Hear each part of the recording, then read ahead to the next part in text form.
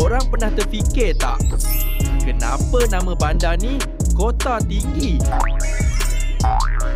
Daerah Kota Tinggi ni terletak di Johor.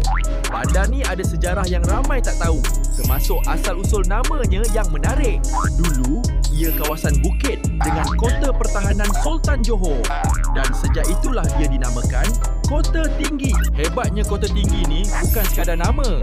Ia jadi pusat strategi tentera dan tempat Sultan meninjau kawasan dari atas bukit. Kalau korang tengok maps dulu, Kota Tinggi ni memang tinggi dari kawasan sekeliling. Selain tu, di Kota Tinggi juga terkenal dengan kemunculan pahlawan-pahlawan hebat zaman dulu tau. So, kalau korang kenal nama-nama pahlawan Kota Tinggi, silalah komen.